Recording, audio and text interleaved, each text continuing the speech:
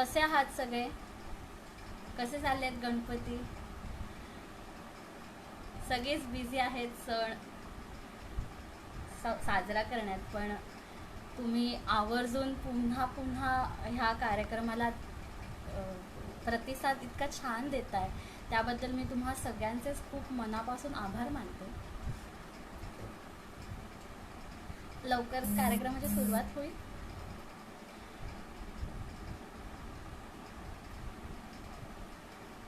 नमस्कार.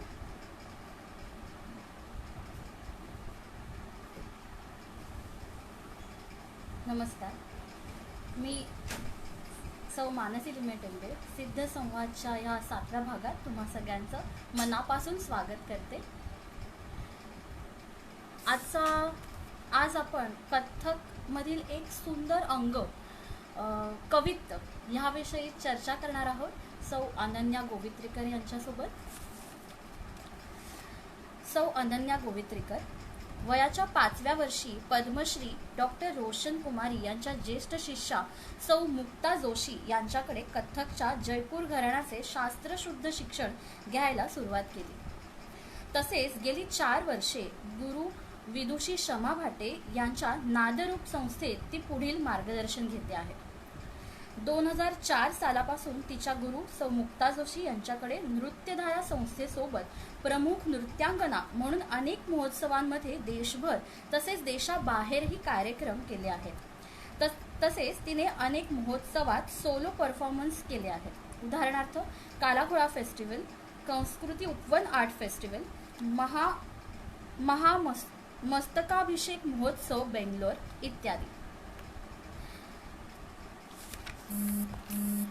तसेच अनेक डान्स बॅलेटमध्ये सुद्धा तिने परफॉर्मन्स केले आहेत. उदाहरणार्थ बन्सी लीला, भगवान कृष्णांच्या जीवनावर आधारित डान्स बॅलेट, पुंगीवाला, हॅमलिनच्या पेड पायपरवर आधारित पाईड पायपरवर आधारित, राणी की बाव, गुजरातमधील प्राचीन पाटण मंदिरातील शिल्पांवर आधारित. अनन्याने 5 वर्षे तिच्या गुरूंना असिस्टंट शिक्षक म्हणून काम केले आहे. त्यानंतर शिवोहम प्रतिष्ठान ही स्वतःची संस्था सुरू केली आहे. तसेच संस्कृती अकॅडमी ऑफ फाईन आर्ट्स या संस्थेत कथ्थक शिक्षिका म्हणून 2014 पासून ती संलग्न आहे. आपल्या विद्यार्थिनींसोबतही तिने अनेक कार्यक्रम केले आहेत. उदाहरणार्थ Kalakatta Sanskar Bharati Thane, Make in India Swadeshi Runway Mumbai, Acharya Atre Katta Thane, Mulund महोत्सव इत्यादी अशा अनेक कार्यक्रमात तिने तिच्या विद्यार्थिनींबरोबर नृत्य प्रस्तुती केली आहे. नृत्यात तिने नृत्यालंकार ही पदवी तर मिळवलीच आहे, परंतु ती गेली 7 वर्षे तबला आणि गेली 3 वर्षे गायनाचेही शिक्षण घेत आहे. तर अगदी क्षणाचाही विलंब न करता मी अनन्याला विनंती करते की तिने इथे यावं आणि आपल्याशी सगळ्यांशी गप्पा माराव्यात.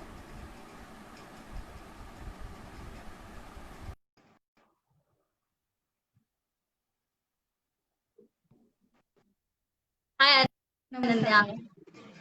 हॅलो. नमस्कार. नमस्कार. नमस्कार. खूप छान वाटतंय मला तुझ्या या सिरीजचा एक भाग झाल्यामुळे. सगळ्यात आधी मी तुला खूप मनापासून थँक्यू म्हणते की तुझ्या या सिरीज मध्ये तू मला समाविष्ट करून घेतलंस. आणि आज जे जे व्ह्युअर्स जॉईन झालेत त्या सगळ्यांना माझं विनम्र अभिवादन. माझ्या दोन्ही गुरु नृत्यालंकार श्रीमती मुक्ता जोशीजी आणि पंडिता शमाताई भाटे यांना माझा मनापासून नमस्कार. आज कवित्व विषयावरती आपण बोलणार आहोत, तर मी आजच्या आपल्या सेशनची सुरुवात एका गणेशपरांनी करू इच्छिते. परवानगी असेल तर सुरू करते. येस. लखनौ घराण्याचे अध्वर्यू स्वर्गीय पंडित अच्छन महाराजजी यांची ही रचना आहे गणेशपरन.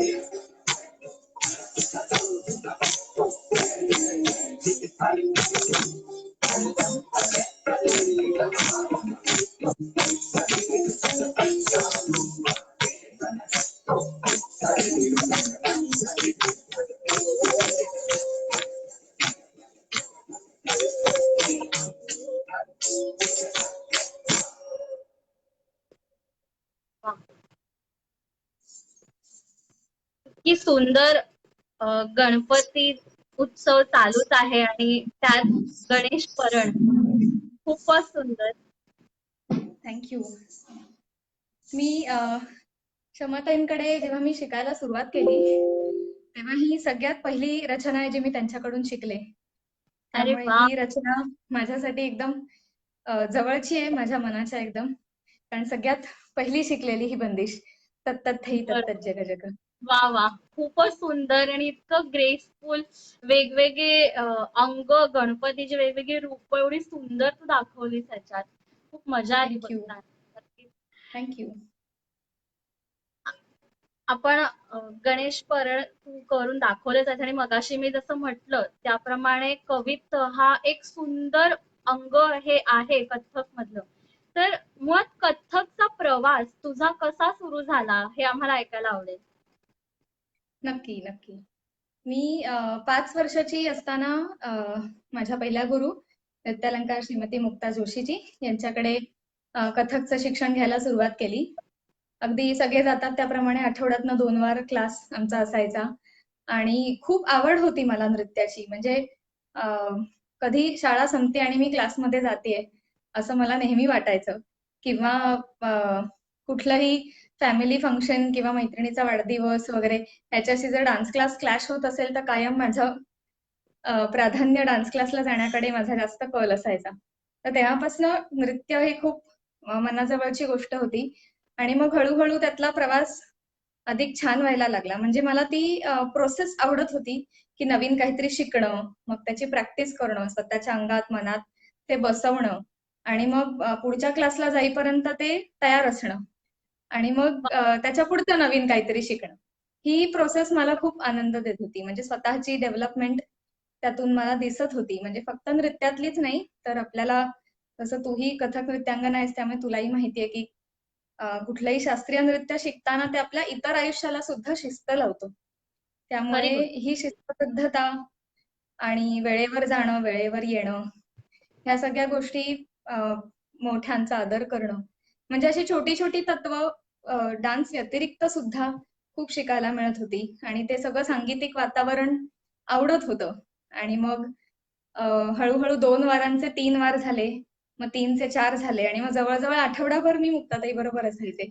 कधी स्वतः शिकायचे, कधी छोट्यांना शिकवायचे, कधी तिच्या बरोबर कुठे कार्यक्रमांना जा, परफॉर्मन्सेसना जा, नुसतं कार्यक्रम बघायला जा. सो अशा बऱ्याच गोष्टी घडत होत्या आणि ते जास्तीत जास्त कथक बरोबरचं नातं घट्ट होत गेलं आणि मग ताईच्याच मार्गदर्शनाखाली गांधर्व महाविद्यालयातनं नृत्यालंकार केलं आणि मला गांधर्व महाविद्यालयाची अलंकार परीक्षा देताना शेवटच्या परीक्षेला अलंकार पूर्णाला क्षमाताई परीक्षक होत्या आणि वा. तोपर्यंत मी म्हणजे मी अगदी लहान असताना एकदा त्यांचं पाहिलं होतं नृत्य.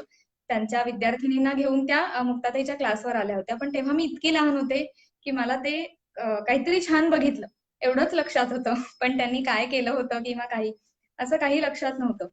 आणि मग नंतर त्यांच्या एका वर्कशॉपला मी गेले मुंबईच्या. जेव्हा ही आत्ता जी प्रेझेंट केली ती गणेश परण त्यांनी सुरुवात झाली त्यांच्याकडे तालमीला आणि मग आणखी म्हणजे एक नवं दालन उघडल्यासारखं झालं कथकचं. एक नवी दृष्टी मिळाली आणि आजही प्रत्येक दिवशी त्यांच्याकडनं शिकताना एक वेगळा दृष्टिकोन त्या जरूर देतात.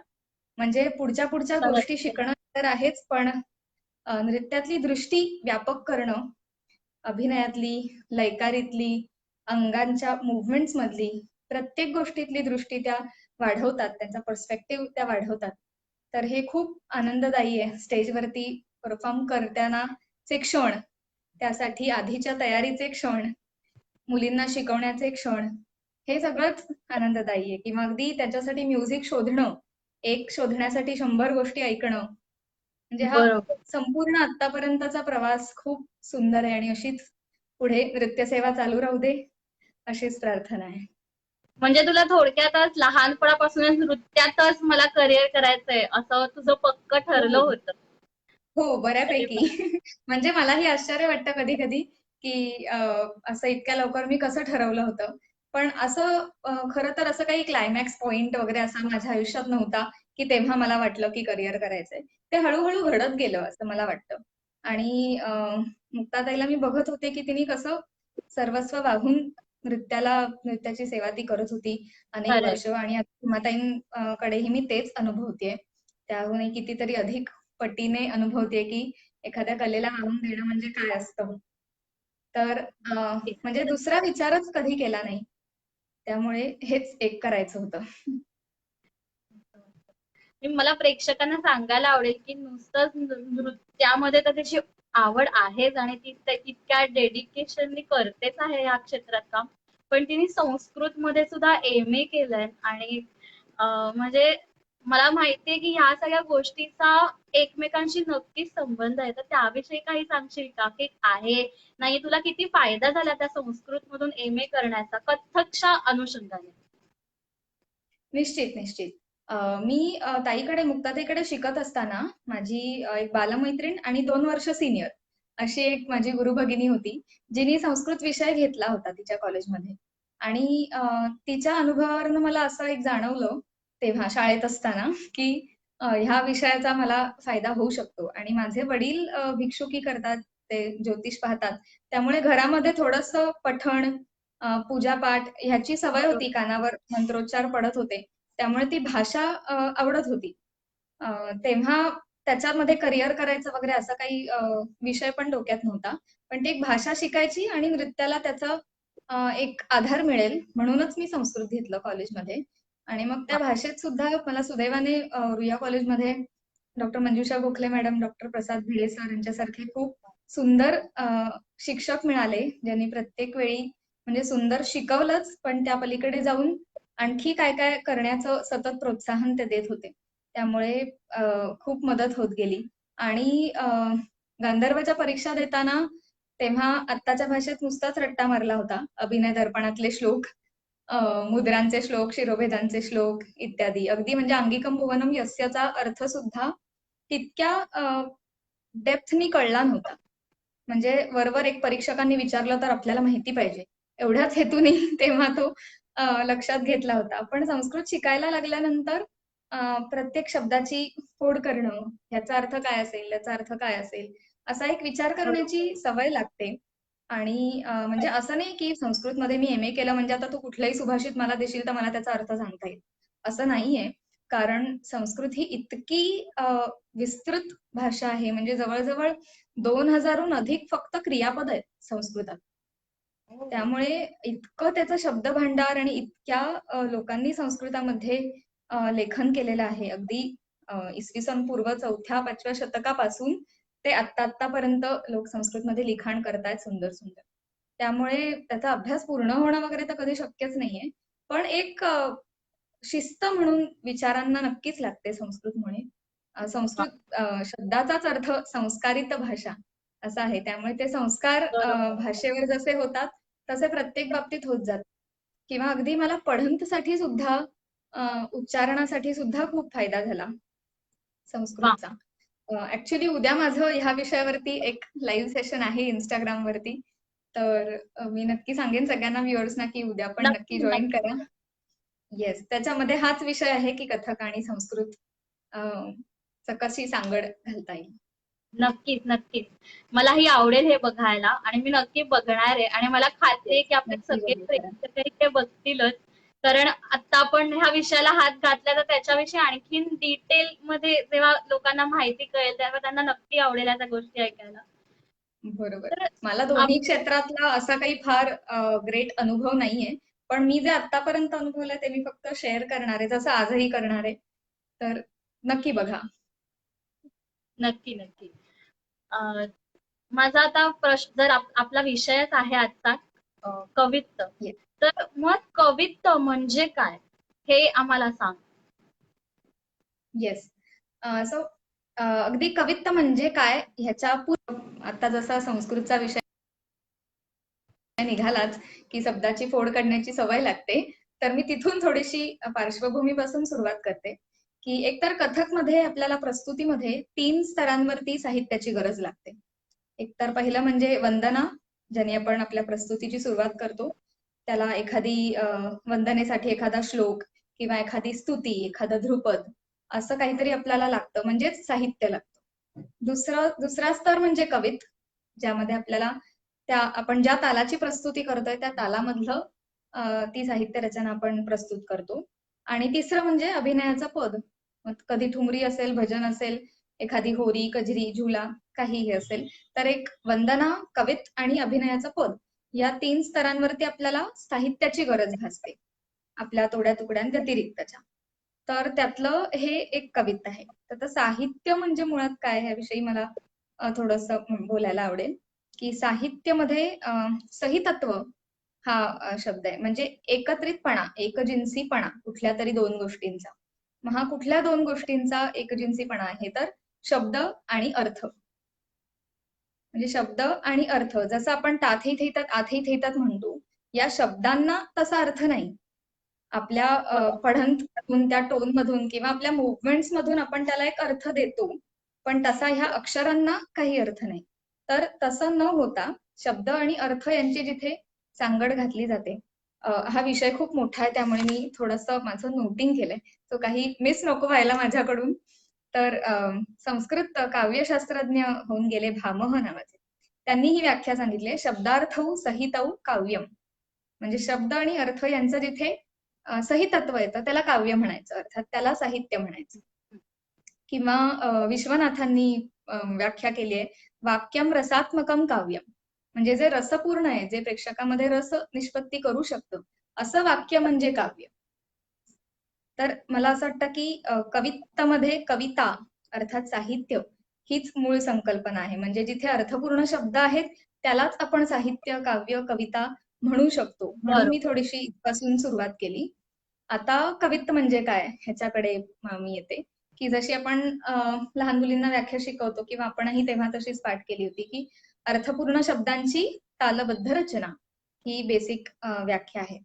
जी तालबद्ध असते पण संगीतबद्ध नसते. जरी अर्थपूर्ण शब्द असले तरी त्याला चाल नसते, ती फक्त तालामध्ये बांधलेली असते. तर मग तालामध्ये कुठली गोष्ट बांधता येईल, जिला मुळात काहीतरी छंद आहे, ती गोष्ट तालात बांधता येईल. म्हणजेच छंदात्मक रचना असेल तरच तिला तालामध्ये बांधता येईल. म्हणजे आता मी जे बोलतेय किंवा तू जे बोलतेयस ते छंदात्मक नाहीये, ते गद्य आहे, ज्याला प्रोज आणि पोएट्री असे 2 सेक्शन्स आपण करतो, गद्य आणि पद्य. तर तसं गद्य भागाला आपण छंदामध्ये, तालामध्ये बांधू शकत नाही. तर जे पद्य असतं, ज्याला काहीतरी छंद असतो, म्हणजे पोएट्री इज मेट्रिकल कॉम्पोजिशन. तर मेट्रिकल जे आहे, ज्याला छंद आहे, ज्याला तुम्ही काहीतरी एक डोक्यात त्याची धून बनवू शकता, तर त्याला आपण तालामध्ये बांधू शकतो. जसं मला आठवतंय की आता मला एकदम ते आठवलं, मी लहान असताना मुक्ताताईकडे एक छोटंसं कवित शिकले होते.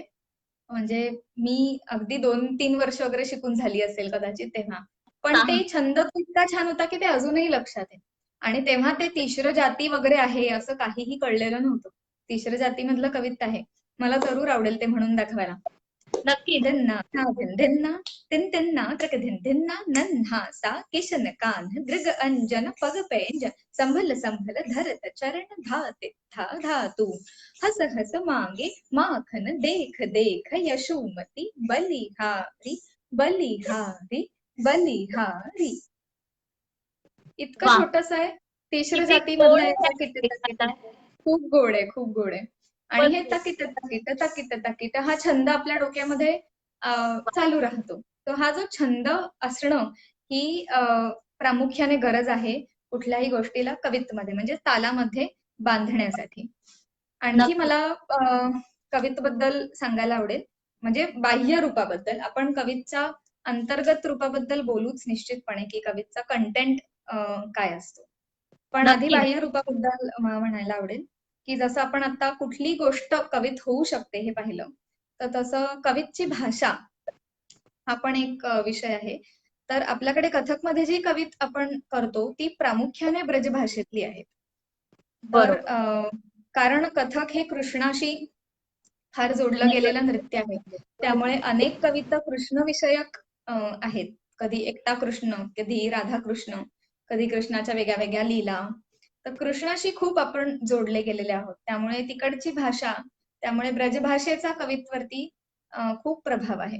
पण त्या व्यतिरिक्त अवधी, राजस्थानी अशा काही काही भाषांमध्ये सुद्धा कवित झालेली आहेत. तर एक ब्रजभाषेवरनं एक मला उदाहरण द्यायला आवडेल. डॉक्टर पुरू दाधीजी यांच्याकडून मी ऐकलं होतं. तेव्हा पण मी खूप लहान होते. त्यामुळे एखादा शब्द माझ्याकडनं कारण तेव्हा लिहायची पण सवय नव्हती. म्हणजे वही पेन सवय. नसायचंच माझ्याकडे, इतकी मी लहान होते. तर तरी पण मला ते जितकं लक्षात आहे तितकं मला सांगायला नक्की आवडेल. नक्की नक्की. तिन-तिन्ना त्रक-धिन-धिन्ना, ना-धिन-धिन्ना, ना-धिन-धिन्ना, तिन-तिन्ना त्रक-धिन-धिन, साची कहो मन मोहन जो, दृग से दृग काहे को जोड़त हो, मेरे बाप ददा जो कि चेद नहीं, हक ना हक बही अमरोरत हो, अपनी मतिले घर जाओ लला, रस में बिस काहे को घोलत हो, तिगधा दिगड़ी तिगधा दिगड़ी रे, तिगधा दिगड़ी तिगधा दिगड़ी रे, तिगधा दिगड़ी तिगधा दिगड़ी रे. सो तर वा. ह्यातले शब्द अगदी टिपिकली ब्रजभाषेतले साची कहो मन मोहन जू, दृग से दृग काहे को जोडत हो. सो अगदी ब्रजभाषेचा प्रभाव आपल्याला इथे दिसून येतो. किंवा बरोबर. आता काही काही शब्द जसा कथकचा जसा प्रसार होत गेला असेल, तसं मला असं वाटतं की त्या त्या प्रदेशातली भाषा अ, त्या त्या भाषेचा सुद्धा प्रभाव बरोबर. कवितांवरती पडत गेला. त्यामुळे काही काही आपल्याला अपभ्रंश पण दिसतात. म्हणजे आता थुडंग हा शब्द घेतला, तर काही ठिकाणी तो थुडंग आहे, काही ठिकाणी थडंग आहे, काही ठिकाणी थडिंग आहे, काही ठिकाणी थवांग आहे. तर थुडंग बरोबर. थुडंग धा किंवा थडंग थडंग धा असे वेगवेगळे आपल्याला त्याचे भेद, पाठभेद दिसतात. किंवा आता आपली जी सगळ्यांना परिचित रचना आहे, गंग गंग गणपती गजमुख मंगल. आता त्यातला जो पुढचा शब्द आहे, घिट घिड, ते सगळेजण वेगवेगळा म्हणतात. काही गिटगिणं म्हणतात, काही घिटघिड म्हणतात. तर बरोबर. असे पाठभेद मला असं वाटतं, की प्रदेशानुसार आणि त्या त्या अ, एका गुरुकडून शिष्याकडे, मग त्यांच्याकडून त्यांच्या पुढच्या शिष्यांकडे असे बरोबर. आल्यामुळे काही काही माझ्या मते भाषिक बदल कवितांमध्ये होत गेले असावेत. पण प्रामुख्याने ब्रजभाषा आणि काही काही अवधी, थोडी राजस्थानी, कारण जयपूर मध्ये सुद्धा कथकचा भरपूर प्रसार झाला होता. त्यामुळे अ, हे कवीच्या भाषेविषयी मला थोडंसं सांगायचं होतं. आता अ, अं, माझ्या गुरूंच्या गुरु स्वर्गीय पंडिता रोहिणीताई भाटे यांनी मराठीत सुद्धा कविता लिहिली आहेत. वा. माझ्या दुर्दैवाने मी अजून ती शिकले नाहीये किंवा पण मी संवाद शृंखला जेव्हा केली होती माझ्या संस्थेकडून, तेव्हा शर्वरी ताईचं एक सेशन केलं होतं, शर्वरी जमेनीस चं. हो हो. तर तेव्हा तिने ते म्हणून दाखवलं होतं. इतकी सुंदर रचना होती. अं, का मज छळीतो अशी त्याची सुरुवात, तेवढं मला आठवतंय. पण त्याचाही छंद इतका सुंदर होता. तर म्हणजे मराठीत सुद्धा आपल्या दिग्गजांनी लिहिली आहेत, बुजुर्ग लोकांनी लिहिलेली आहेत. तर मला असं वाटतं, की भाषा हा माझ्या मते बॅरियरच नसावा. नक्कीच ज्याला ज्या नक्की. भाषेमध्ये व्यक्त व्हायचंय, तर तसं आता क्षमाताईंनी सूरदासजींचं एक पद आहे, तर त्याला अ, जपतालामध्ये कवित्त केलंय. 3 ताल, झपताल वा. दोन्हीमध्ये ते. त्याचा पण एकदम सुंदर छंद आहे त्याचा. ते पण मी जरूर म्हणायला मला आवडेल. नक्की. आम्हालाही ऐकायला आवडेल. येस. हाथों से हथेली बाजे, पाँव से पदम चंग, मुंह से मृदंग बाजे, घुंगरूदम कैया. मी अडकलीये का गं? हा, मध्ये मध्ये फ्रीज होतीयस, पण आम्हाला आवाज ऐकायला येतोय. व्हिडिओचा थोडा इश्यू होतोय. हरकत नाही. आवाज येतोय ना? कविता ऐकू हो येईल ना? हो हो हो. ओके. ठीक आहे, ठीक आहे. सॉरी. 1, 2, 3, 4. हाथों से हथेली बाजे, पाँव से चम, मुंह से मुरझंग बाजे, घुंघरू दम कैया.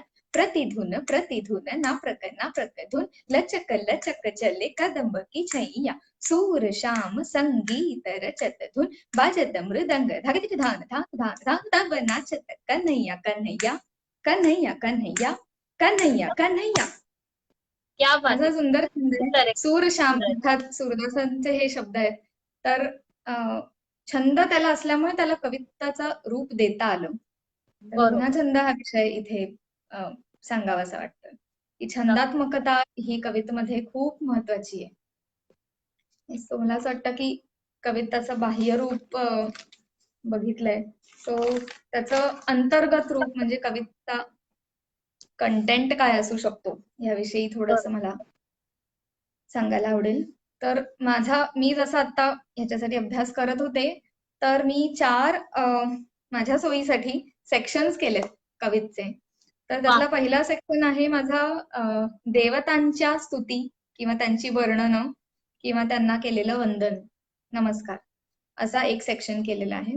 दुसरा सेक्शन मी केलाय कथानक आणि प्रसंग वर्णन, की ज्याच्यामध्ये कुठल्या देवतेची स्तुती नाहीये, एक नुसता एखादा प्रसंग सांगितलेला आहे.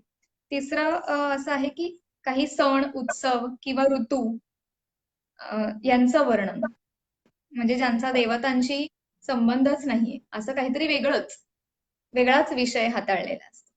आणि शेवटचा मी एक हे केलंय की देवतांच्या वेगळ्या वेगळ्या लीला. वा. तर मी एक आपण चर्चा करूया असं मला वाटतंय. तर पहिलं देवतांच्या स्तुती. आपल्याकडे कथकमध्ये अनेक देवतांच्या स्तुती आपण करतो. प्रामुख्याने कृष्ण, गणेश, शिव यांच्या वेगळ्या वेगळ्या आपण स्तुती करतो.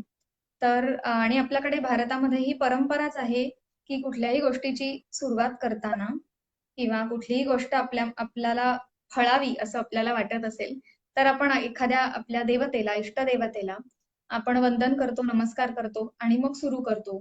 त्या देवतेच्या आशीर्वादाची याचना करतो आणि आपण जे कार्य करतोय ते सुफळ संपूर्ण व्हावं अशी एक आपण इच्छा त्या देवाकडे व्यक्त करतो. तर मला असं वाटतं की कथकमध्ये सुद्धा तसा हेतू ठेवून अनेक देवतापर, देवता स्तुतीपर आणि ऋग्वेदापासनं ही आपल्याकडे प्रथा आहे की देवतांना प्रसन्न करून घेणं, मग त्यांच्यासाठी देवतेला प्रसन्न करण्यासाठी त्याची स्तुती गाणं, त्याच्यासाठी ऋचा लिहिणं, त्याच्यातनंच ऋग्वेदाचा अनेक ऋचांचा समूह म्हणून ऋग्वेद असं त्याचं नाव आहे, की त्याच्यामध्ये प्रत्येक देवतेसाठी एक सूक्त आहे. अशी असंख्य सूक्त ऋग्वेदामध्ये आहेत. मग अगदी सूर्यासाठी आहे, उषस पहाटेसाठी आहे, वरुण, अग्नी, इंद्र सगळ्या देवतांची सूक्त आहेत. म्हणजे ती देवता आमच्यावरती प्रसन्न व्हावी आणि तिचा आशीर्वाद आमच्यावरती कायम राहावा अशी त्यामागची एक इच्छा त्याच्यामध्ये असते. तर कथकमध्ये सुद्धा आपण आता जशी मी एक गणेशपरण केली सुरुवातीला, तर मला असं वाटतं की अशा अनेक स्तुती आपण करतो. एखादं मला झपतालातलं मी एक उदाहरण इथे लिहिले. मी खूप कवितांची उदाहरणं लिहिली आहेत, कारण मुळात कविता हा विषय मला खूप आवडतो, म्हणून मी तुला म्हटलं की आपण हा आम्हाला विषय ऐकायला घेऊ. आवडते आणि त्यातली काही बघायलाही मिळाली तर नक्की आवडेल. हो, येस. नक्की दाखवेन. आत्ताच हे मी नुसतं पठण करते. हा सुद्धा एक छंद आहे, पण खूप छान आहे. झपतालामध्ये गणपतीचा आहे पुन्हा एकदा.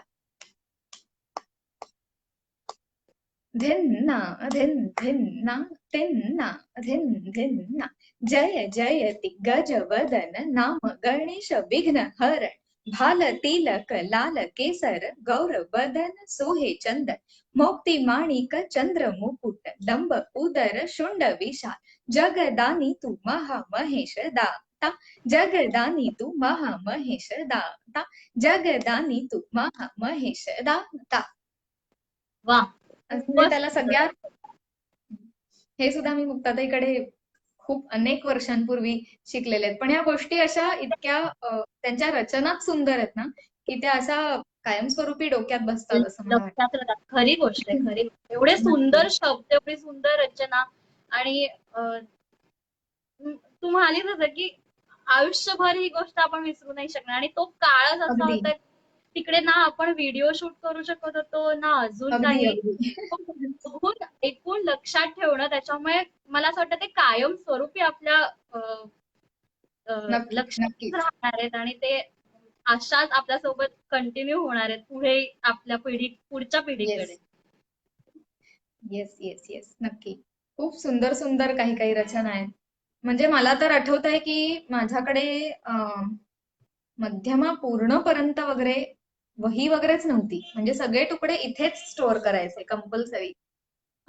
कारण एक तर खूप लहान असताना शिकायला सुरुवात केली होती, तेव्हा लिहिणं वगैरे म्हणजे दत्तथेई वगैरे कसं लिहिणार तेव्हा. बरोबर. आणि मात्रांमध्ये लिहिणं, त्याचे टाळ्यांचे स्ट्रोक्स देणं वगैरे हे खूपच उशिरा चालू झालं. त्यामुळे तोपर्यंतच्या सगळ्या गोष्टी इथेच स्टोअर करायला लागायच्या आणि त्यांनीच माझ्या मते खूप आता फायदा होतोय की तेव्हा ते सगळं लक्षात ठेवलं म्हणून आता ते त्याचं फ्रुक्टिफिकेशन होत आहे असं मी म्हणेन की ते फळाला येत आहे. म्हणजे तेव्हा शिकलेली गोष्ट आज मुलींना शिकवताना पण जशीच्या तशी आठवते. जरी आता मी इतक्या वर्षात एखादी गोष्ट केली नसेल तरी पण ती आठवते, कारण तेव्हा ती एकदम कानात प्राण आणून ऐकलेली, बघितलेली आणि आठवलेली आहे. Yes, yes. सो पुढचा एक मुद्दा घेऊया आपण, देवता स्तुतीनंतरचा कथानक किंवा प्रसंग वर्णन. तर कथकचा उगमच कथ या धातूपासून ह्या शब्दाचा सांगितलेला आहे की कथ म्हणजे सांगणे किंवा वर्णन करणे, टू टेल. आज मला असं वाटतं की हल्लीच्या मुलांमध्ये सांगणे, बोलणे, म्हणणे यातला फरक फारसा कळत नाही. तर त्यामुळे मला कथचा अर्थ सांगणे असा आहे. एखादी कथा सांगणे, टू नरेट असं आपण त्याला ट्रान्सलेट करू शकतो. तर कथक आणि कथा यांचा फारच जवळचा संबंध आहे. त्यामुळे म्हणजे कथकचा अविभाज्य घटक येतो की कथा सांगणे.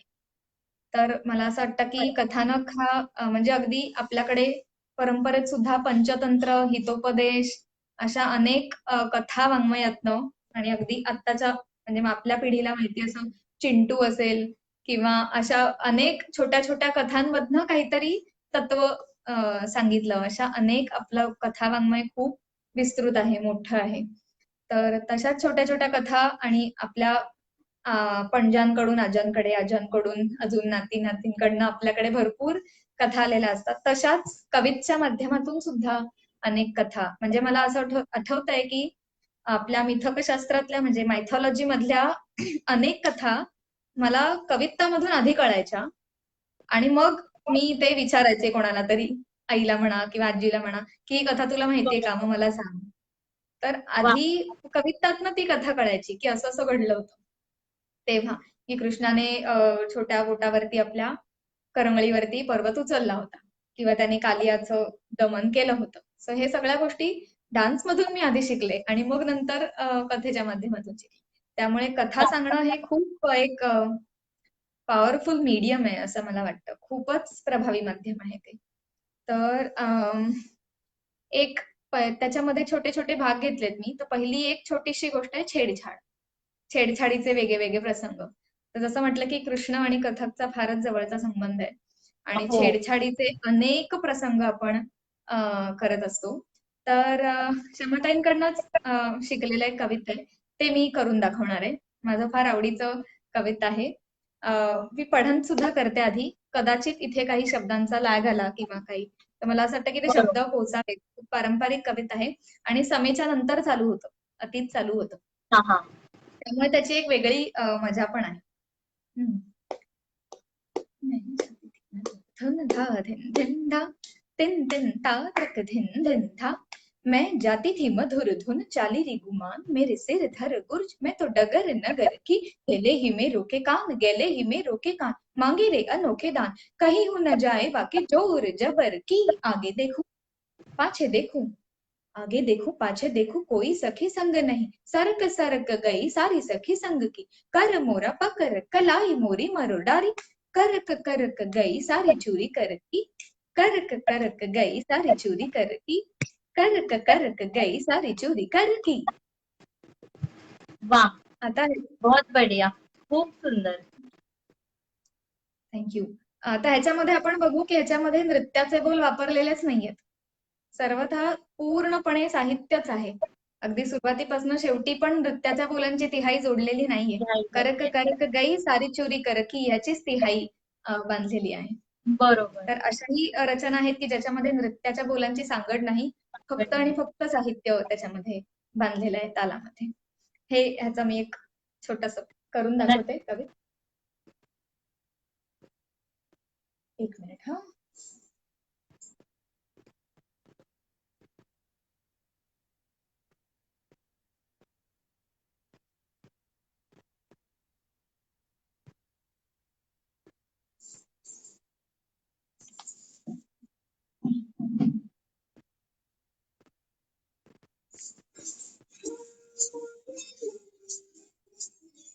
आवाज येतोय?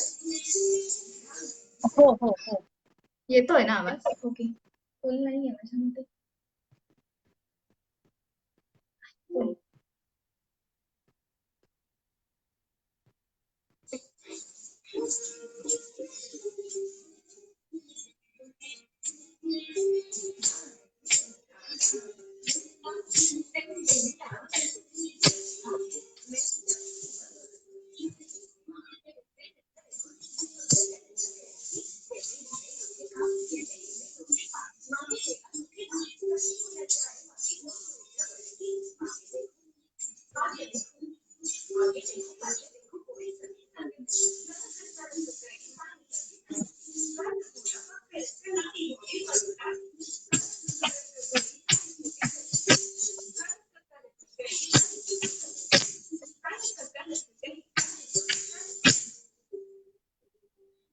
वा, सुंदर.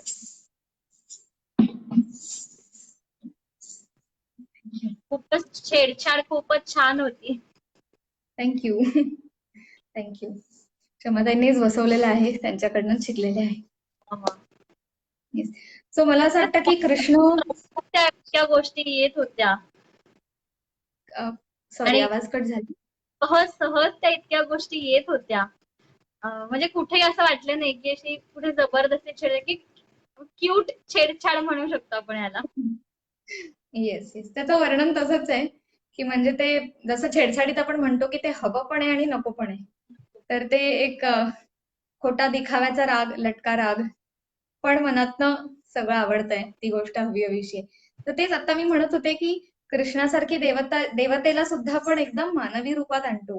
म्हणजे आपल्यासारखे रुसणं, फुगणं, प्रेम, विरह अशा भावभावना त्यांच्या आपण त्यांचा विचार करतो. म्हणजे इथे कृष्णाला आपण देवता म्हणून न बघता एक मानवी रूप म्हणून आपण त्याच्याकडे बघतो. एक सामान्य मनुष्य म्हणून राधाकृष्णाकडे आपण बघतो.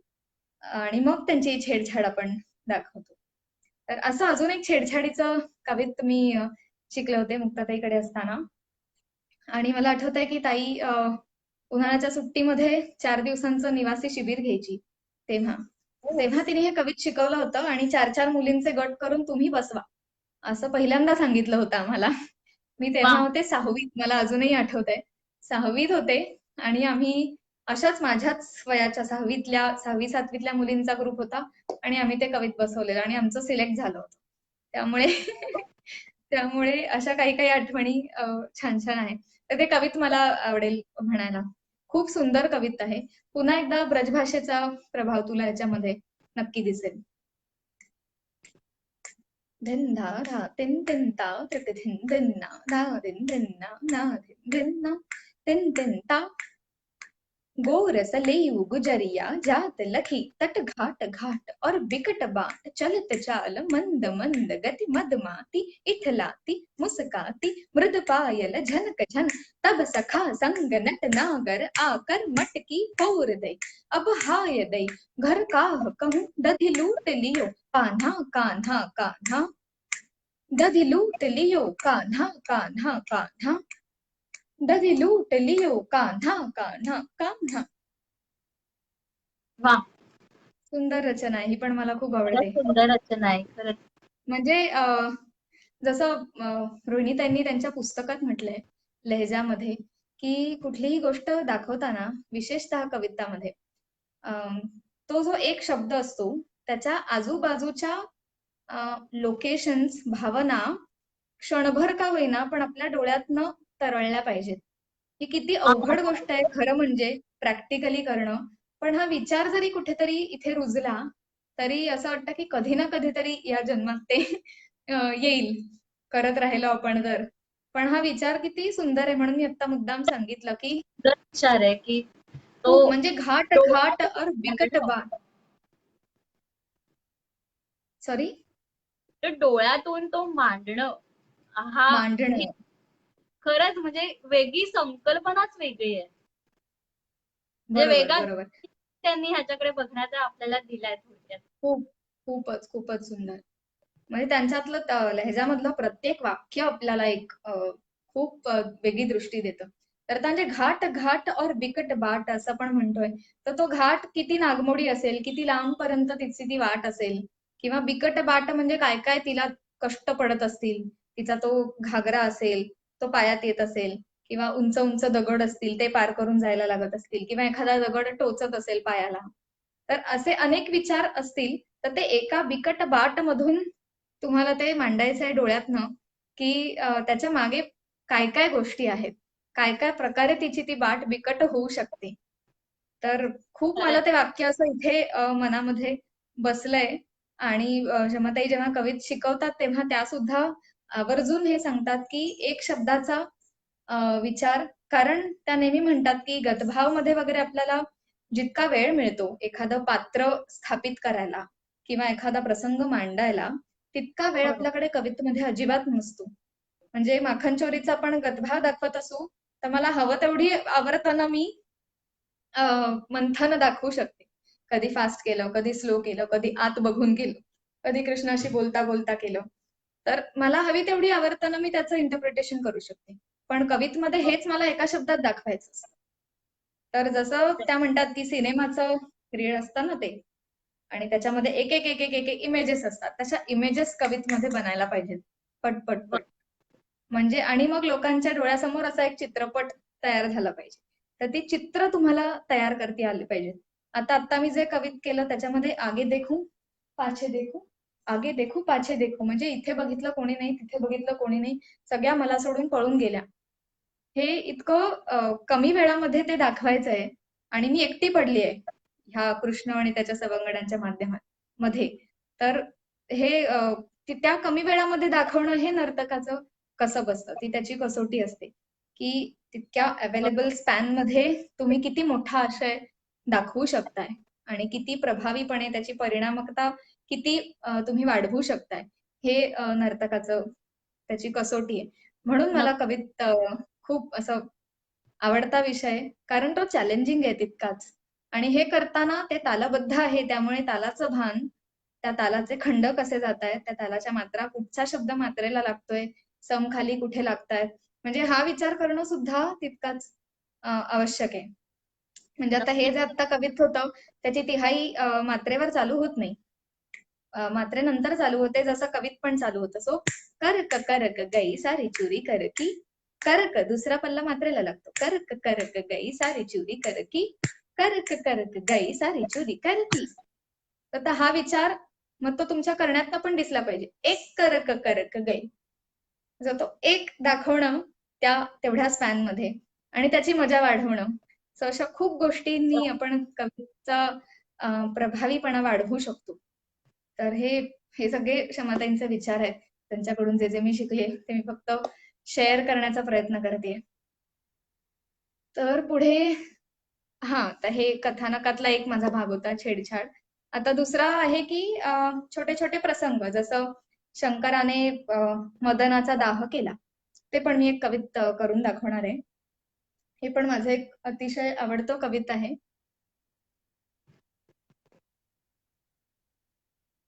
बनारस घराण्याचे तबलावादक आहेत पंडित तारानाथ मिश्राजी. त्यांची ही रचना आहे. शिवपरण आहे ती खरं म्हणजे, कारण परनचे अनेक बोल त्याच्यामध्ये आहेत. मी आधी एकदा पठण करते आणि मग पठण करून करते. मी अगदी साधेपणाने माझ्या आवाजात रेकॉर्ड करून ठेवलंय, कारण आता जाणं येणं शक्य नसल्यामुळे स्टुडिओमध्ये वगैरे जाऊन रेकॉर्डिंग करायला मला दुर्दैवाने वेळ मिळाला. हे दिसू देत आहे, कारण तू एवढे पॉइंट घेऊन काढतेस आणि आवाजात तुझ्या रेकॉर्डिंग केलंयस, हेच खूप आहे. आणि आता खूप डिटेल, अगदी बारकाव्या सकट तू त्या गोष्टी आम्हाला अगदी सांगतेस, आणि हेच मला वाटतं सगळ्यांना हे उपयोगी पडेल, म्हणजे जे डान्सर आहेत त्यांना सुद्धा आणि ज्यांना याविषयीची फारशी माहिती नसते त्यांना सुद्धा. येस, मला नक्कीच आनंद होईल याच्यातनं जे कोणाला काही घेता येईल, कारण हे सगळे बुजुर्गांचे विचार आहेत. त्यांच्या पुस्तकातनं मी जे काही वाचलंय, प्रत्यक्ष सहवासातनं जे ऐकलंय, क्षमाताईंनी शिकवताना ज्या ज्या बारीक बारीक गोष्टी सांगितल्या आहेत, त्यांचं डिटेलिंग वरती खूप भर असतो, त्यामुळे ते आपोआप येतं. म्हणजे बोलताना सुद्धा आता माझ्या अनेक गोष्टी आपोआप येतात ज्या मी लिहिलेल्या पण नाहीयेत. तर हे याचं क्रेडिट निश्चितपणे क्षमाताईंना जातं. की प्रत्येक गोष्टीचं अगदी बारीक बारीक बारीक वर्णन, म्हणजे त्या गोष्टीचा साईज, शेप, त्याचा आकार, त्याचं वजन, हे सगळं दाखवणं खूप डिटेलिंग मध्ये त्या काम करतात. त्यामुळे मजा येते शिकायला सुद्धा. पण आम्हालाही ते आमच्यापर्यंतही पोहोचतंय. तो म्हणजे मला तर प्रचंड आवडते हे ऐकायला आणि मला असं वाटतं मी का बोलते मध्ये मध्ये तूच बोल असं. नाही नाही नाही नाही ना, इंटरॅक्टिव्हच राहू दे, छान वाटतं. येस. सो हे एक शिवपुराण मी तुमच्या समोर सादर करते की शंकराचं ध्यान भंग केलंय मदनानी आणि शंकर चिडलेत, भगवान शंकर, आणि प्रलयाची अगदी वेळ आलेली आहे त्यांच्या रागामुळे, आणि सगळे भक्तगण त्यांना विनवणी करतायत की आता तूच वाचव आम्हाला याच्यातनं. पठण करते आधी.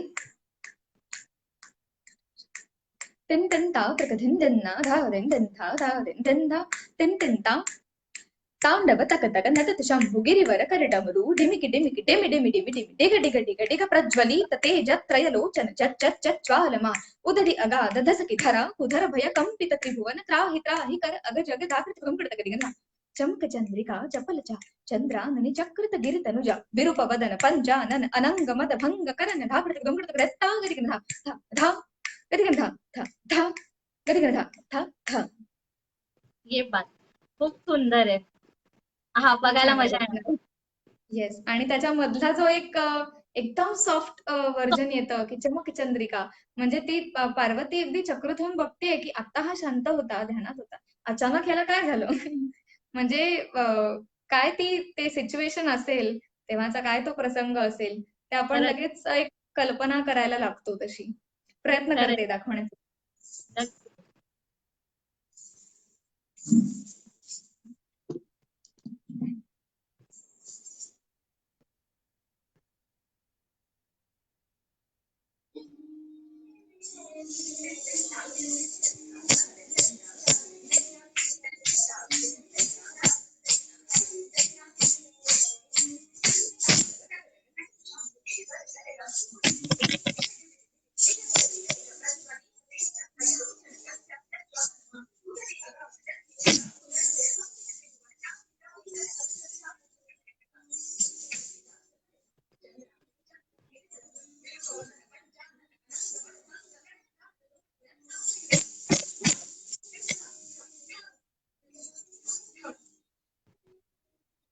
वा.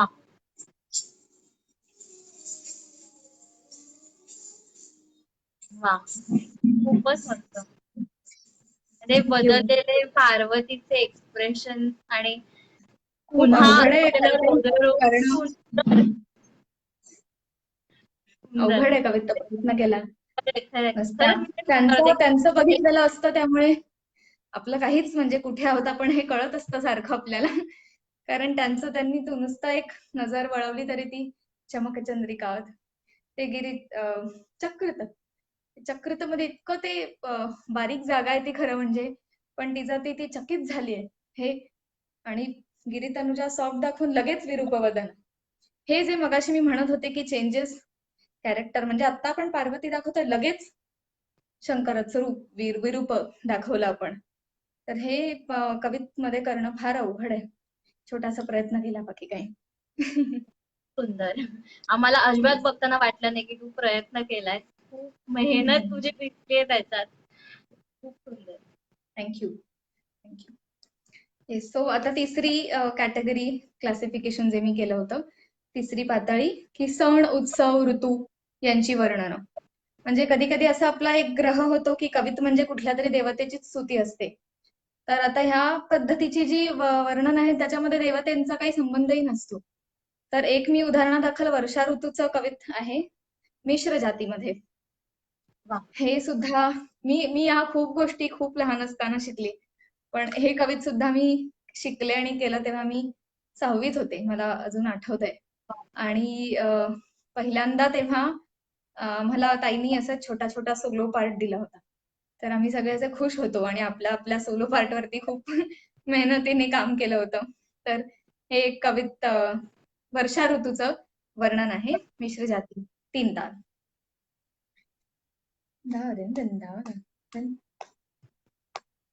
धा दिन दिन धा धा दिन दिन धा तिन तिन ताव तक दिन दिन धा धागे न धागे तिट तागे न तागे तिट धागे न धागे तिट तागे न तागे तिट धागे न धागे तिट तागे न तागे तिट धागे न धागे तिट तागे न ता नील अंबर श्याम बादल गरज आए घन न घन घन धाकड़ धिन धिन ताकड़ धिन धिन धाकड़ धिन धिन ताकड़ धिन नील अंबर श्याम बादल गरज आए घन न घन घन धाकड़ धिन धिन ताकड़ धिन बिजुरी चमके कड़कड़ा कड़ धाकड़ धा धाकड़ तक दड़ तड़ा पवन धर धर जोर सनन बरस पानी छल उछल कर बरस पानी छल उछल कर धाकड़ धर धर धाकड़ धर धर था ता धाकड़ धर धर ताकड़ धर धर था ता धाकड़ धर धर ताकड़ धर धर था वा, ही रचना खूपच आहे. सुंदर.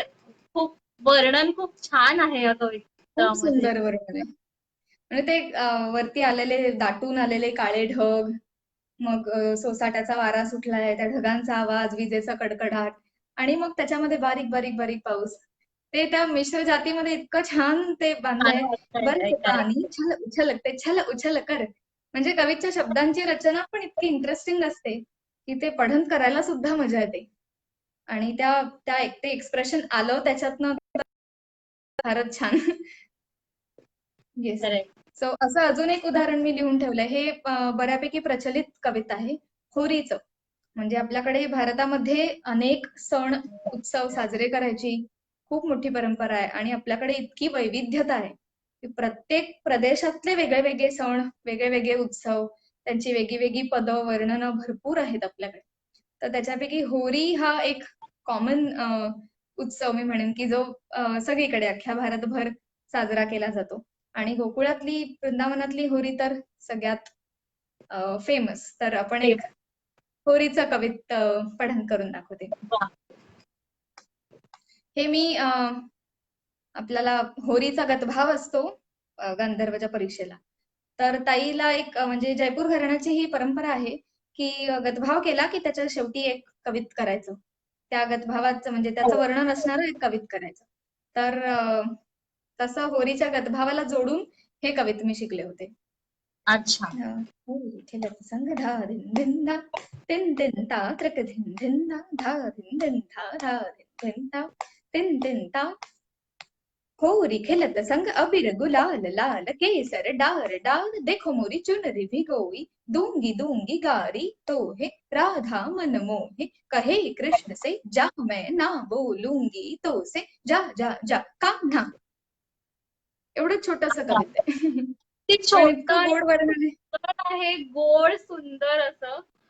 खूप गोड वर्णन आहे. म्हणजे ती अशी एक मुग्धा अल्लड वयातली आहे की तू का माझी ओढणी भिजवलीस, आता मी तुझ्याशी बोलणारच नाही, असं अगदी हट्टाला पेटलेली अशी छोटीशी गोड नायिका त्याच्यामध्ये. खूप गोड आहे वर्णन हे.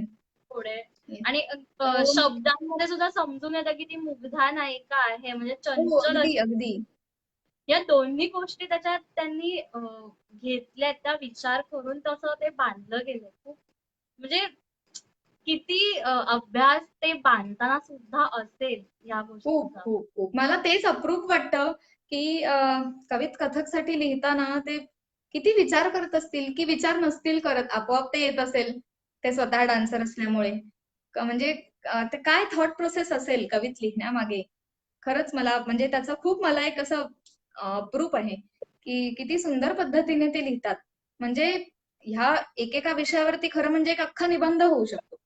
पण इतकी मोठी कथा एवढ्या 7 ते 8 ओळी असतात, जास्तीत जास्त 3-4 आवर्तनांमध्ये ती कथा सांगायची. म्हणजे हेच किती मोठं चॅलेंज आहे.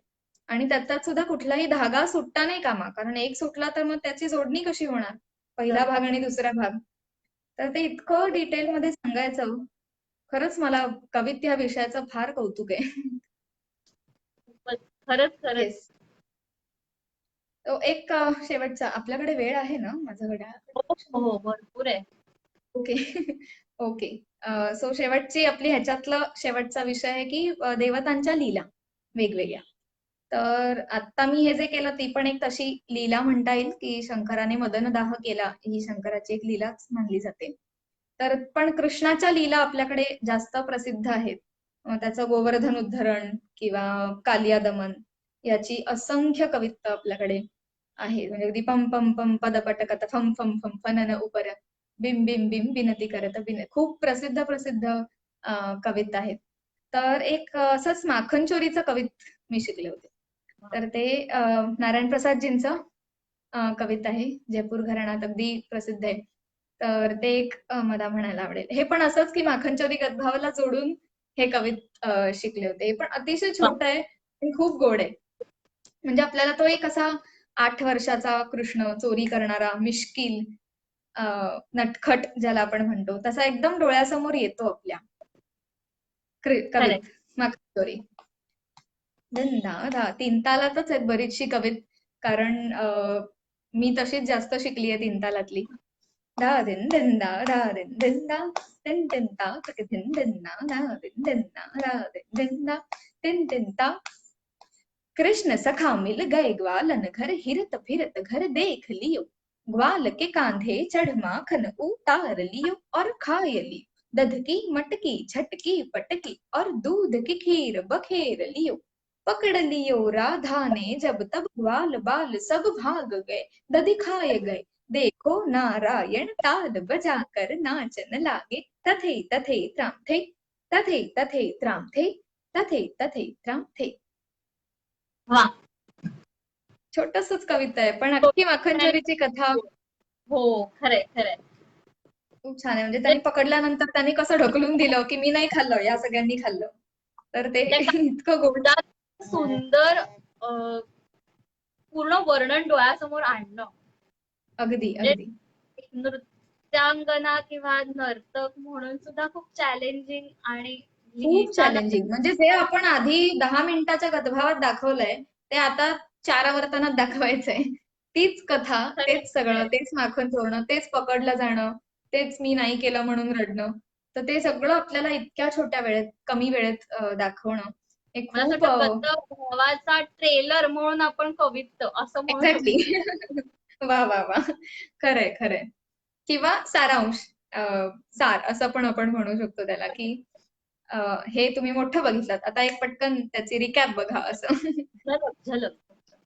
झलक. करेक्ट. Yes yes yes.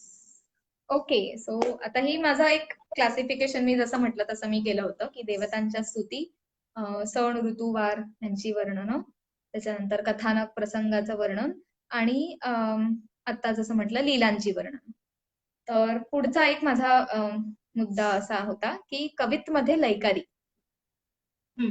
तर लयकारी आता तुला तर माहितीये की शास्त्रीय संगीताचा, नृत्याचा किंवा ओव्हरऑल शास्त्रीय संगीताचा एक अविभाज्य घटक आहे लयकारी. खरंय. तर क्लिष्ट लयकाऱ्या करणं, पण त्या सहजतेने करणं, इतका त्याचा रियाज करणं की त्या कितीही क्लिष्ट असल्या तरी ऑडियन्सला वाटतं अरे हे तर सोपं आहे, मी पण करू शकते. म्हणजे इतक्या सहजपणे त्या प्रस्तुत करताना करणं, ज्याला एफर्टलेस असं आजच्या भाषेत म्हणतात, ते की आधी एफर्ट सगळे करून झालेले आहेत, ते प्रेझेंट करताना एफर्टलेसपणे करणं. तर ते अशा वेगवेगळ्या प्रकारच्या लयकारी, असंख्य प्रकारच्या, म्हणजे एका मात्रेचा विचार किती किती किती पद्धतीने करता येतो, तर ती लयकारी. तर आता कवितमध्ये कशी लयकारी येते, तर एकतर आपल्याकडे वेगवेगळ्या जातींची कविता आहेत किंवा वेगवेगळ्या पटींमधली कविता आहेत. तर जसं मी मगाशी एक म्हटलं, नील अंबर श्याम बादल धागे न धागे तेट तागे न तागे तेट, मिश्र जातीतलं कविता आहे. तर तशी तिश्र जातीतली अनेक कविता आहेत. एक तिश्र जातीतलं कविता आहे, नाचत गोपाल लाल तकित धिकिट तकित धिकिट, नाचत गोपाल लाल तक धिकिट घिगिट रा, राधा मुस्कान आन धागडत घुंगडत घिन्नडा, दिन दिन दिन जात जात तट तट तट जमुना तट, दृगन दृगन नीर जात कुंज कुंज भटक भट, दृग दृग दृग गोपिन को, दृग दृग दृग ग्वालन को, निरखे हैं जिनके नैन गोवर्धन धारी को, धन धन धन भाग उनके हैं, धन धन धन भाग उनके हैं, धन धन धन भाग उनके हैं. वा. असं तिसऱ्या जातीतलं आणि तकिट थेकिट तकिट, तो एक छंद आपल्या तिसऱ्या जातीतला बनतो. तर तसं मी आता एक फेब्रुवारीमध्ये रुईया कॉलेजच्या शंकर महोत्सवासाठी शंकराचार्यांवर, आदी शंकराचार्यांवर एक तासभराची नृत्य नाटिका केली होती. तर त्याच्यामध्ये शंकराचार्यांनी जी पंचायतन पूजा सुरू केली होती, तर ती आम्हाला दाखवायची होती. तर कवित आवडता विषय असल्यामुळे मी कवित हे माध्यम निवडलं की पंचायतन म्हणजे 5 देवता होत्या, तर 5ही देवतांची कवित असं मी त्याच्यामध्ये विचार केला होता. आणि मग सगळ्या देवता एकत्र आल्या आणि मग त्या देवतांचे वेगळे वेगळे जे उपासक होते, ज्यांच्यामध्ये भांडणं चालायची, ते पण सगळे एकत्र आले. हे काम शंकराचार्यांनी केलं, की सगळ्यांमधले भेद मिटवून त्यांना एकत्र आणणं. तर तेव्हा ही 5 देवतांची कवित. तर त्याच्यामध्ये एक देवता होती सूर्य, सूर्यदेवता. तर मी तेव्हा माझ्याकडे अत्यंत कमी वेळ होता. तरी मी बऱ्यापैकी खूप प्रयत्न केला, की सूर्याविषयी मला कुठे काही छंदात्मक असं लिहिलेलं मिळतंय का रेडीमेड. कारण बाकी सगळ्यांची कवित माझ्याकडे रेडी होती. शंकर, गणेश रेडी होतं. एक विष्णूचं मला भगवान विष्णूंचं कवित मिळालं. पण सूर्य कवित काही मिळेना. मग मी थोडंसं लिहिण्याचा प्रयत्न केलाय. ते मला जरूर ऐकवायला वा, आवडेल.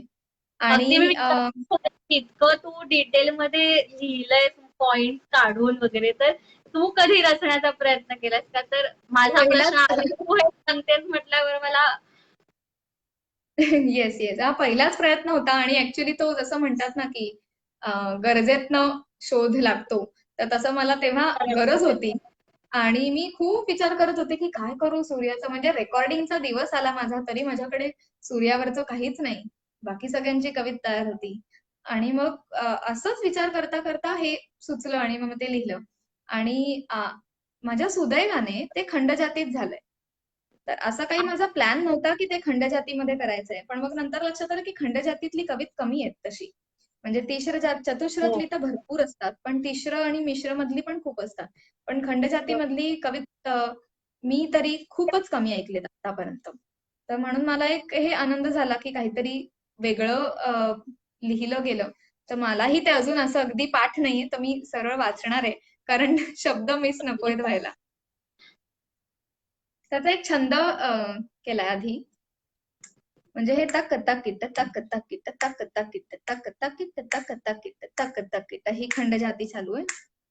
धा धान धिट धान धिट धाकड धा धा धा धान धिट धान धिट धाकड धा धा सब वेद विद और है जो सिद्ध योगी दिव्य ज्योति उसकी ब्रह्मांड व्यापी तू ज्योति करता तू कल्याण करता है विश्व मंडल का तू स्वामी भरता हे सर्वव्यापी तू प्रेरक नियंता भास्कर तू शाश्वत तू संचार करता स्थित एक तारा तू है गगन का प्रणिपात स्वीकार लो हम सभी का तकित धिन धा धाकड़ धा तकित धिन धा धाकड़ धा तकित धिन धा धाकड़ धा. वा, खूप सुंदर आहे, खूप अशी सुंदर रचना. आहे. थँक्यू. शब्द खूपच सुंदर, म्हणजे रचना जी शब्दांची आहे ती खूप सुंदर आहे. आणि हे वाटतंय एकदम सूर्या असं म्हणजे साध्या हिंदीमध्ये, आहे.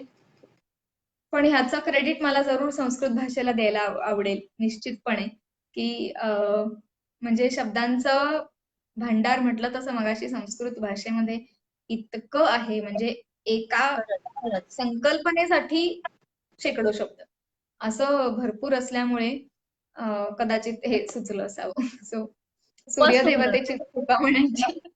येस, की तेव्हा माझं हे आणि तेच माझी पंचायतन पूजा ह्या कवितेमुळे पूर्ण झाली तेव्हा. सो तेव्हा आनंद झाला होता. येस. सो असंच एक ना 3 वेगळ्या वेगळ्या जाती असलेल्या कवित मी शिकले होते. ते पण मला जरूर ऐकवायला आवडेल. मी तेव्हा पण खूप लहान होते, त्यामुळे मला हे आठवत नाहीये की कोणाची रचना आहे. पण आमच्या क्लासमध्ये ते आले होते. तबलावादक आहेत ते. पण मला म्हणजे मी क्षमा मागते, कारण मला नाव आठवत नाही, कारण मी खूप लहान होते आणि तेव्हा असं म्हणजे विचारायला पण थोडंसं असं हे वाटायचं, की ही कोणाची रचना आहे किंवा बरोबर. असं. तर पण तबलावादक होते ते मला एवढं आठवतंय. तर त्यांची ही रचना आहे. मिश्र जातीतनं सुरू होते, मग चतुश्रावर जाते आणि तिसऱ्यावरती संपते. आणि नृत्य विषयक आहे. गणेश आणि नृत्य यांची सांगड घातली. ते एक पठण करून दाखवते. धिन धिन ना ना धिन धिन ना तिन तिन ता तक धिन धिन ना धा धिन धिन धा धा धिन धिन धा तिन तिन ता वरददायक संकटनाशक मंगलकारक सिद्धी विनायक वक्रतुंड लंबोदर ईशा नमितो तुझसी हे परमेशा तुझी ये चरणी सादर स्तवन नूतन रचित कवन नर्तन शाश्वत सुयश दे नर्तनी सुयश दे नर्तनी सुयश दे. वा, असं मराठीत एक रचना होती. होत गेलं ते खूप सगळ्या जातींमधून. अगदी मला अगदी म्हणजे एका क्षणात मला असं वाटतं की आपण जोवर तो बाज पकडू तिसऱ्याचा तोवर ते दुसऱ्या पुढे जातीत निघून जातो. आहे. खूप सुंदर, खूप सुंदर. Yes yes thank you. मला खरंच अशी खूप खंत वाटते की मला त्यांचं नावही माहिती नाही की कोणाची रचना आहे. मी सांगूही शकत नाही. पण मला खूप हे आवडतं कारण त्याचं ते एक जातींमधनं झुलणं अक्षरशः असं ते झुलत झुलत झुलत जातं आणि शेवटी एकदम शांतपणे येऊन संपतं. नर्तनीषु यशते असं खरंच करून एकदम शांतपणे ते रेस्ट झाल्यासारखं विश्रांती घेतं. खूप सुंदर रचना आहे ती. मला फार आवडते. खरंच खरंच सुंदर रचना आहे. आपण नक्की येस. प्रयत्न करू हे कोणी लिहिलंय हे शोधण्याचा. हो प्लीज. आता जे व्ह्युअर्स आहेत त्यांना पण माझी विनंती आहे की तर तुम्हालाही कोणाचं जर आहे? कोणाचं आहे तर प्लीज सांगा. हो, येस, येस. नक्की, नक्की. किंवा मी सुद्धा म्हणजे मी ॲक्चुअली माझे प्रयत्नही कमी पडले शोधून काढण्यासाठी. मी माझ्याकडनंही पुन्हा आता ॲक्चुअली ह्या विषयामुळे ही काही-काही जुनी कवित मला आता पुन्हा अशी जिवंत झाली मनामध्ये, जी मीही बऱ्याच दिवसात म्हटली नव्हती किंवा केली नव्हती. पण थँक्स टू यू की ह्या कवित विषयामुळे खूप जुनी-जुनी कवित परत म्हटली गेली, आठवली गेली. बरोबर. येस. सो अजून एक गोष्ट मला दाखवायची आहे. मिळाली. काय, काय? त्या निमित्ताने आम्हाला ऐकायलाही मिळाली. हो, येस. मला आनंद आहे की मी ही काही-काही छान-छान रचना ऐकवू शकते. आणि पढंत हा सुद्धा माझा एक आवडीचा विषय आहे त्यामुळे वा वा. पढंत करायला मजा येते मला. येस. खरंय. एक जसं मी म्हटलं की कविताला छंद असणं फार आवश्यक आहे. तर बरोबर. क्षमाताईंकडनंच एक छंद शिकले मी. म्हणजे त्याला कवित म्हणता येणार नाही. 4च ओळी आहेत, पण तो एक छंद आहे. म्हणजे तकित, तकित, अच्छा. तक, तक, तकित, तक, तकित, तकित, तक, तकित, तकित, तक असा छंद आहे. किंवा तकित धान, तक, तकित धान, तक, तकित धान, तक, तकित, तकित, तक, तकित धान, तक, तकित धान, तक, तकित धान, तक, तकित, तकित, तक असा तो छंद जातो. तर एक सुरुवातीला आधी 4 ओळी आहेत त्या म्हणून दाखवते आणि मग ते कवित रूपमध्ये कसं त्याला रूपात ताईंनी बसवलंय ते वा. दाखवते. प्रयत्न करते. धिंदा तिन तिन ता तक धिन तिन तकित धान तक तकित धान तक हा छंद आहे. झड़त पत्त झड़ जात पत्त झड़ गए रे पत्त कहीं पत्त न झड़ गए. दिन्ना धा दिंदा तिन तिन ता किती झड़त पत्त सुंदर आहे. झड़ जात पत्त झड़ गए रे पत्त कहीं पत्त न झड़ गए. खिलत कमल खिल जात कमल खिल गए रे कमल कहीं कमल न खिल गए. उड़त भवर उड़ जात भवर उड़ गए रे भवर कहीं भवर न उड़ गए. कहत गत्त कह जात गत्त कह गत्त न कह गए धा कहीं गत्त न कह गए धा कहीं गत्त न कह गए धा. हा हा. तो एक छंद आहे म्हणजे एक मस्त साधं एकदम. वर्णन आहे. हो. पतझड कशी असेल तर कशी पानं गळतायत त्या झाडांची झडत पत्त झड जात पत्त झड गए रे पत्त काही पत्त न झड गए. मग खिलत कमल खिल जात कमल खिल गए रे कमल काही कमल न खिल गए. उड़त भवर उड़ जात भवर उड़ गए रे भवर काही भवर न उड़ गए. कहत गत्त कह जात गत्त म्हणजे असं पूर्वज सांगतात. कहत गत्त कहत गत्त कह जात गत्त कह गए रे गत्त कहीं गत्त न कह गए धा कहीं गत्त न कह गए धा कहीं गत्त न कह गए धा. वा. प्रयत्न करते.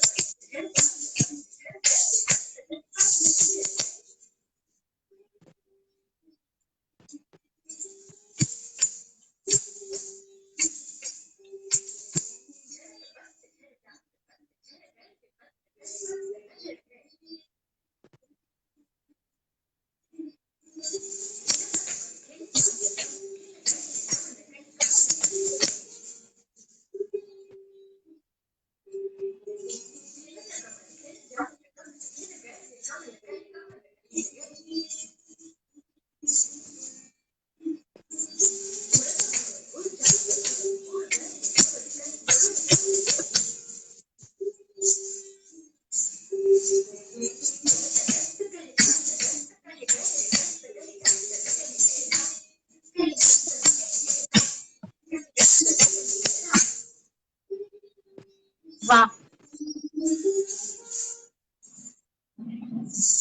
किती सुंदर सगळ्याचं वर्णन ह्याच्यात आलंय. हो. छान वर्णन आहे. आणि ताईंनी ते खूप मध्ये मध्ये ठेका त्याला लावून खूप छान पद्धतीने मग पत्ते कसे कसे झडत असतील.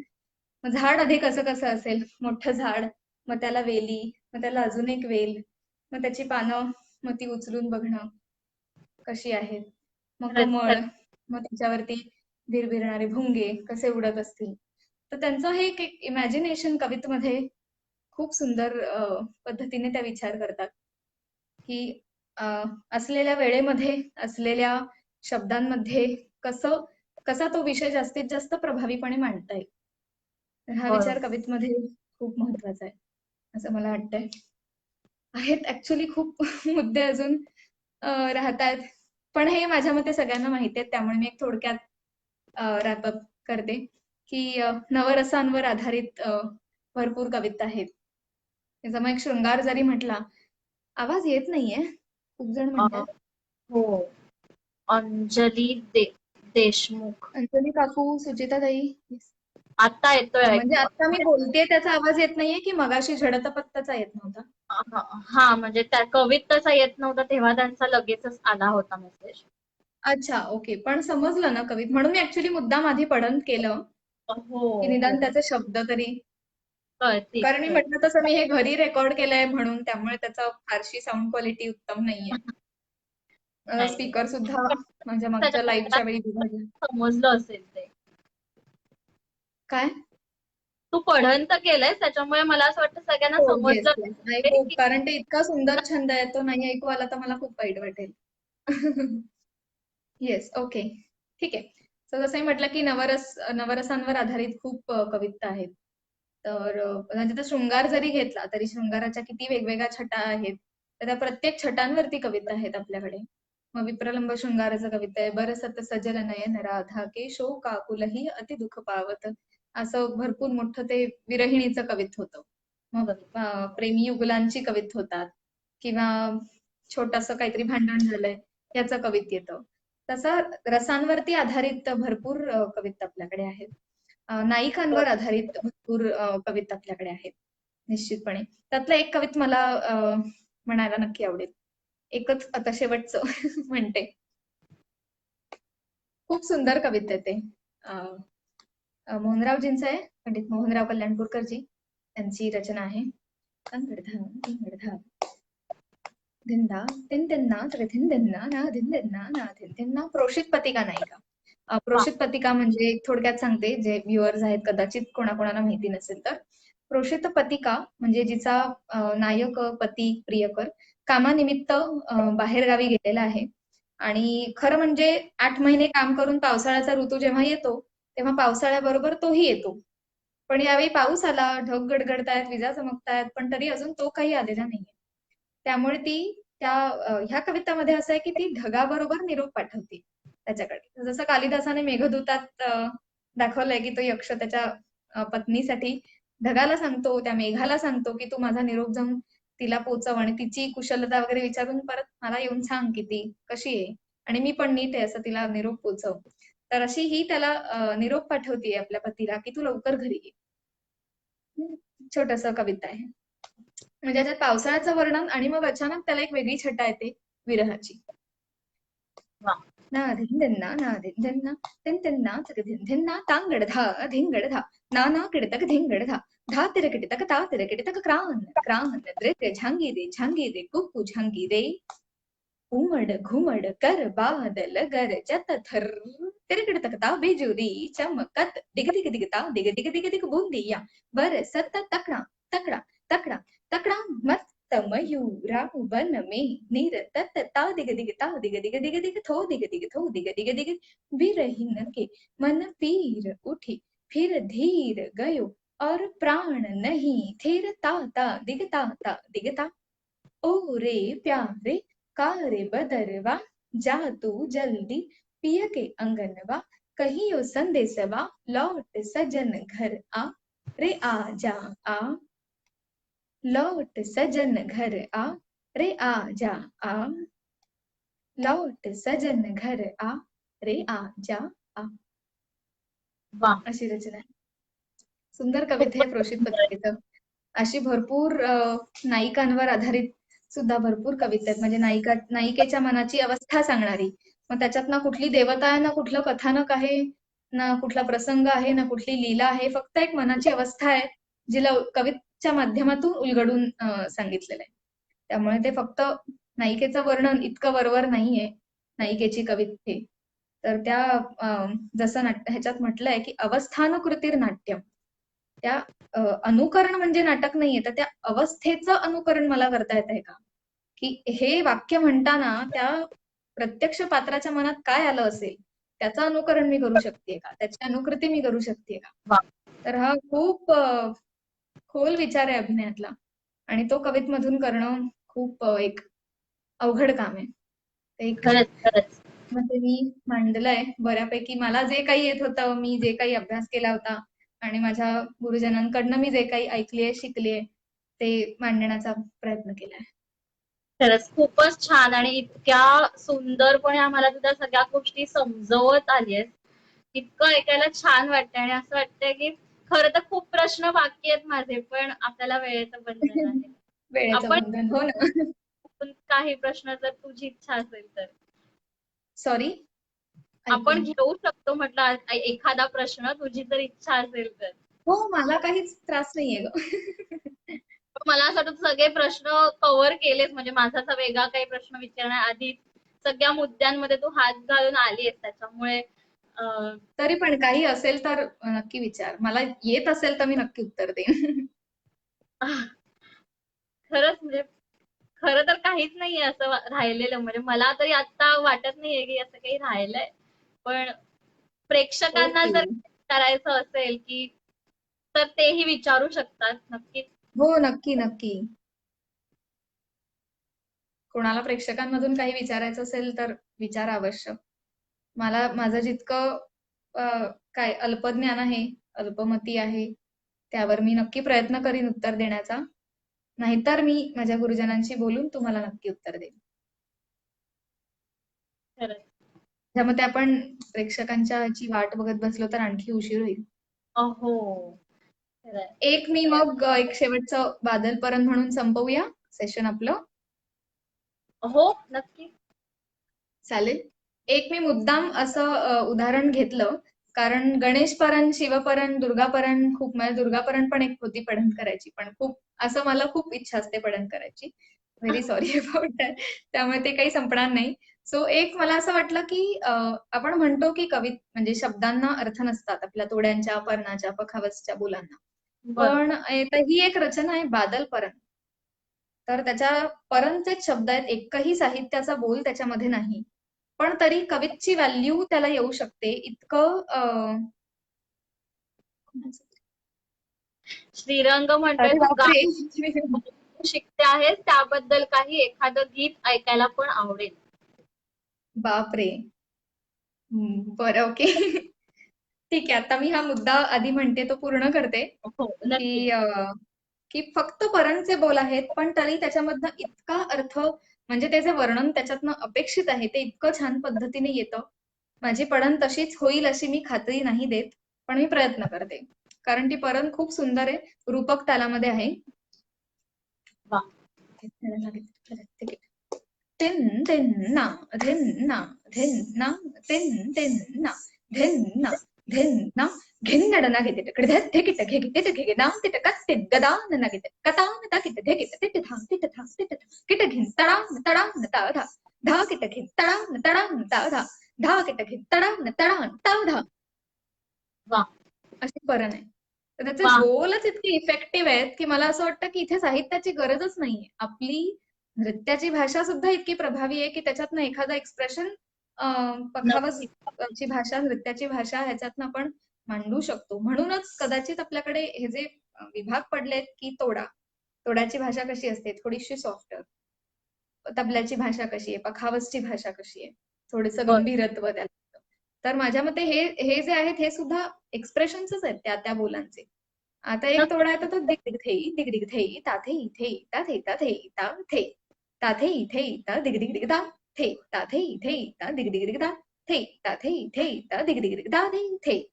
आता हे एकदम सॉफ्ट असं असं जाणार आहे. पण त्याला पण काहीतरी एक्सप्रेशन आहे.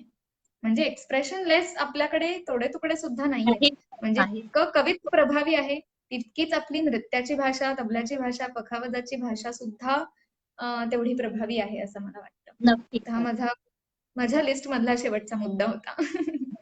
आणि आता आलेली फरमाईश की एखादं हो, गीत बापरे! ऐकायला पण गीत आवडेल. सादर करणं जरा म्हणजे असं विदाऊट प्रिपरेशन मी गायिका नाहीये त्यामुळे असं लगेच येणार नाही.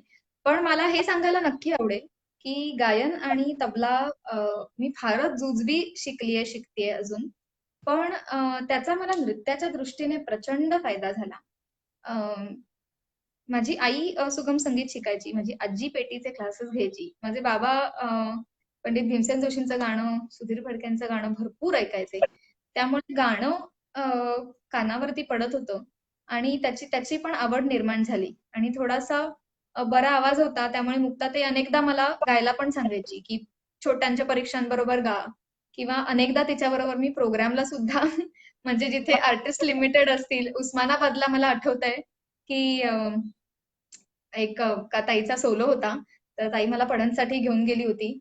तर तिच्याबरोबर पढन करायला. तर तेव्हा तिने मला गाणं पण तेव्हा मलाच म्हणायला सांगितलं होतं. तर असं वा. तिच्या पण थोड्याशा प्रोत्साहनामुळे गाणं आवडत होतं खूप आणि ऐकायला मला मुळात प्रचंड आवडतं. आणि मी इथे जॉइन झालेल्या सगळ्या व्ह्युअर्सना सांगू इच्छिते, की ज्यांना ज्यांना चांगलं नर्तक व्हायची इच्छा आहे, त्यांनी त्यांनी भरपूर गाणं, वाद्य, तंतुवाद्य इत्यादी जरूर ऐका. तबला भरपूर ऐका. तुम्ही तबलाचा पेशकार ऐकलात, की तुमच्या ठाठमध्ये निश्चित बदल होणार. मी तुम्हाला अगदी बेट करू शकते ह्याच्यावरती, की जेव्हा तुम्ही हे ऐकता, तेव्हा तुमच्या ह्याच्यात त्याचा इफेक्ट दिसतो आणि तो नक्की तुम्हाला आतून जाणवतो. दिसायला कदाचित वेळ लागेल. लागतोच निश्चितपणे. आपली कला इतकी सोपी नाहीच आहे. म्हणूनच तर आयुष्य वाहिलंय या लोकांनी. पण ते ऐकलं, तुम्हाला गाणं ऐकलं की कळतं की मींड म्हणजे काय? एका स्वरावरनं दुसऱ्या स्वरावर न तुटता जाणं, त्याचा गोलावा, सुराचा, बिंदूची आस मेंटेन करणं म्हणजे काय असतं? तर हे तुम्हाला जर त्याच्यात कळलं, तर ही नृत्यातली मींड पण तुम्हाला सहज कळू शकते. म्हणजे जमाताई नेहमी सांगतात की हात हात थ्रो करण्याची पण प्रॅक्टिस करा आणि हात मींड मधून न्यायची पण प्रॅक्टिस करा. तर ती वा. मींड काय असते, हे तुम्हाला गाणं ऐकलं तर जास्त छान कळेल. त्यामुळे भरपूर ऐका. तुम्हाला कळो न कळो पण त्याचे संस्कार होऊ देत. हे मी माझ्या स्टुडंट्सना पण सांगत असते. तर इथे बरेच असे स्टुडंट्स मला वेगळे जॉईन झालेले दिसतात. त्यांना मी निश्चित सांगू इच्छिते, की प्लीज भरपूर शास्त्रीय संगीत ऐका आणि जिथे-जिथे प्रत्यक्ष जाणं शक्य आहे. शेवटी रेकॉर्डिंग ते रेकॉर्डिंग आणि प्रत्यक्ष परफॉर्मन्स त्याची ऊर्जा ही मजाच वेगळी. वेगळी. त्यामुळे जिथे-जिथे प्रत्यक्ष ऊर्जा तुम्हाला घेता येईल मोठ्या-मोठ्या कलाकारांकडनं आणि अतिशय दुर्दैवाने आपली बुजुर्गांची पिढी एक-एक करून आपल्याला सोडून जातायत. 3 वर्षापूर्वी गानं सरस्वती किशोरीताई गेल्या. आत्ता मागच्या आठवड्यामध्ये संगीत मार्तंड पंडित जसराजजी गेले. तर ही पिढी आपल्या दुर्दैवाने आपल्याला सोडून चालली आणि असे खूप कलाकार आता घडतील का? म्हणजे अशी शंका आहे. कारण आत्ताच आपलं शेड्यूल, आत्ताचं आपलं डेडिकेशन हे त्यांच्या मनाने खूप कमी वाटतं. आपण जितका वेळ, जितकी ऊर्जा, जितकी मानसिक ऊर्जा आपण देतो, तीही कमी आहे. ते लोक जसे 24 आणि तास त्या विचारांमध्ये असायचे, त्यांच्या गुरूंच्या सहवासात असायचे, सुरांच्या सहवासात असायचे. तसे आपण दुर्दैवाने नसतो. खूप डिस्ट्रॅक्शन्स मध्ये अडकलेले असतो. त्यामुळे जितकं शक्य होईल तितकं आपण सगळ्यांनी ऐकूया आणि हे पुढे नेण्याचा प्रयत्न करूया, असं मला वाटतंय. तो नक्कीच. गाणं बापरे!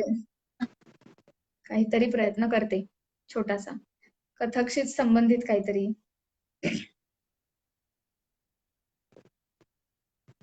मी लहान मुलींना एक ठुमरी शिकवते छोटीशी. सेकंड इयरला परीक्षेला प्रश्न असतो अभिनय गीत. तर हो. मी अभिनय गीत म्हणून गाणं न शिकवता एक छोटीशी ठुमरीच शिकवते, की त्यांना ते वा. स्थायी म्हणजे काय, अंतरा म्हणजे काय, दादरात कशी जाते ठुमरी हे पण थोडं-थोडं कळावं म्हणून. कळावं. ती बरं. श्रेयसने त्याची चाल केली आहे. तर ती वा. मी ऐकवते. अ, थोडीशीच. माफ करा, मी गायिका नाहीये, पण एक नाही म्हणायला नको म्हणून मी म्हणतेय. चलो हटो जाओ कान्हा पनिया भरन जाने दो ना, चलो हटो जाओ कान्हा, पनिया भरन जाने दो ना।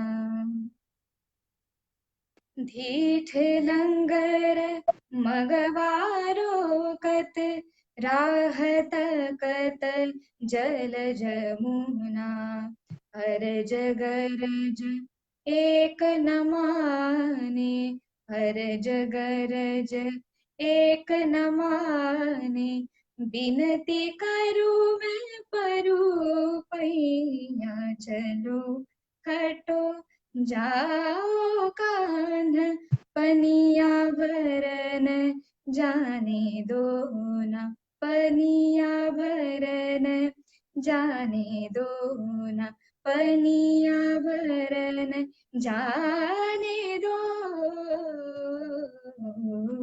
ना। वा, खूप सुंदर. थँक्यू मला थँक्यू. कोणालाही इथे विश्वास बसणार नाही की तू अजिबातच ह्याच्यात ट्रेनिंग घेतलेलं नाहीये किंवा अगदीच बेसिक आहे तुला असं काहीही आम्हाला वाटलं नाही. खरंच म्हणजे आवड तर म्हणून शिकते, प्रयत्न करते. मला त्याच्यातनं पण तितकाच आनंद मिळतो जितका नृत्यातनं मिळतो. पण रियाज नाही, त्यामुळे मी गायिका निश्चित नाही. पण मला एक्सप्रेसिव्ह तो जो भाग आहे तो मला खूप भावतो मनाला. त्यामुळे मला गायला आवडतं, बाकी काही नाही. खूप सुंदर, खूप सुंदर. अनन्या, येस, नाही, तुला थँक्यू. खूप खूप धन्यवाद की तू अ, इथे आलीस आणि आम्हाला इतक्या सुंदर शब्दात आणि इतक्या सुंदर बारकाव्यासह आम्हाला इतकी सगळी माहिती जी आम्हाला तू दिलीस त्याच्याविषयी म्हणजे मला असं वाटतं इथे जे काही स्टुडंट्स असतील ऐकणारे किंवा ते बघतील तर त्यांना कविता या विषयाकडे बघण्याचा एक वेगळा दृष्टिकोन मिळाला असेल आज तुझं सगळं बोलणं ऐकून. तर आणि असं आता तू म्हणालीस की फक्त नृत्य नाही तर प्रत्येक ही कला ही एकमेकांशी निगडीत आणि संबंधित असते आणि त्या त्या भागाचा अभ्यास थोडा जरी आपल्याला करता आला तरी त्याच्यातून आपल्या असलेल्या कलेलाही थोडस पुढे जाण्यासाठी मदत होते. जसं तू म्हणाली की निश्चित. गाण्यातून तुला ती ऍक्शनची काय म्हणतात मिंड जो प्रकार तू म्हणालीस तर ते तुला सुचलं किंवा त्याचा अभ्यास तुला सोपा पडला ते करण्यासाठी. तर निश्चित. मला असं वाटतं की खरंच म्हणजे तू जसं सांगितलं की खरंच खरंच ऐकायला पाहिजे किंवा कुठचंही तबला वादन ऐकलं म्हणजे मला असं वाटतं की फक्त शिकून एखादी गोष्ट कळत कळत नाही असं नाही म्हणणार पण शिकून नाही कळते आणि तितकीच बघूनही आपल्याला त्याच्यातून बऱ्याच नक्की, गोष्टी नक्की. उलगडतात. सो बघणं, ऐकणं आणि शिकणं ह्या सगळ्या गोष्टी आल्या पाहिजेत किंवा या घडल्या तर एक सच्चा कलाकार घडतो असं मला वाटतं. आणि ते नक्की, जे तू नक्की. आता म्हणालीस की हो खरंच की तुम्ही जितकं ऐकाल तितकं तुमच्यात इम्प्रुव्हमेंट होते. फक्त मी नृत्य शिकते मग मी फक्त नृत्य शिकेन का तर नाही माझ्या आजूबाजूच्या गोष्टीही तितक्याच अगदी, माझ्यासाठी अगदी. मदत करतात त्या गोष्टी माझ्या एका नृत्य शैलीसाठी सुद्धा.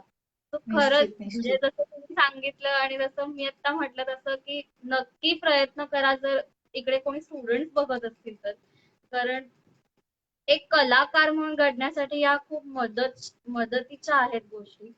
आणि खरंच खूप खूप निश्चितपणे. धन्यवाद अनन्या की तू इतक्या आणि छान तुला खूप खूप मला थँक्यू गोष्टी की सांगितल्यास आपण म्हणजे सांगितलेस आणि खूप बरं वाटलं गप्पा मारायला आणि आज माझे प्रश्न कमी आणि मला खूप बरं वाटतंय की मी खूप कमी प्रश्न विचारले पण सगळ्या मुद्द्यांना मी आज बोलायची खरंच संधीच दिली नाहीये का तुला? असं मला वाटतंय. मला खूप कसं तरी वाटत होतं की का बोलते मी मध्ये मध्ये मी प्रश्न विचारला तर हिची लिंक तुटेल. तो मला खूप बरं वाटलं की मला खूप कमी प्रश्न विचारायला लागले आणि तू सगळे मुद्दे त्याच्यात कव्हर केले. खूप येस, खूप येस. ऍक्च्युली आपण कवित जेव्हा मी तुला म्हटलं त्याच्यानंतर मला असं वाटलं की म्हटलं खरं मी हिला कवित, पण मी 1 तास कवितवरती काय बोलू म्हणजे बोलू शकेन का? असं मला थोडा आधी हे वाटलं. पण मग ते सुरू केल्यानंतर असं वाटलं बापरे! मला 1.5 तास पण नाही पुरायचा. इतकी उदाहरणं, इतके मुद्दे, इतके त्याचे छोटे-छोटे पैलू, पदर. अ, खूप अभ्यासण्यासारखा विषय आहे कवित हा. तर मी नक्की सांगेन सगळ्यांना की कवितेबद्दल तुम्ही जी छोटी छोटी कविता शिकलायत, तर त्याचा अजून थोडासा विस्तृतपणे विचार पण करायला हवा आणि त्या दृष्टीने प्रेझेंट केलं तर ते निश्चितपणे प्रभावी अजून होऊ शकेल. निश्चित. तुला पुन्हा एकदा थँक्यू की आपण हा विषय घेऊन इथे चर्चा करायला तू मला संधी दिलीस आणि इतक्या लोकांपर्यंत माझे विचार मांडण्याची मला संधी दिलीस. त्याबद्दल मनापासून आभार. थँक्यू. Thank you so much. पुढचा थँक्यू. कार्यक्रम 1 सप्टेंबर रोजी रात्री 8 वाजता. धन्यवाद. थँक्यू. धन्यवाद.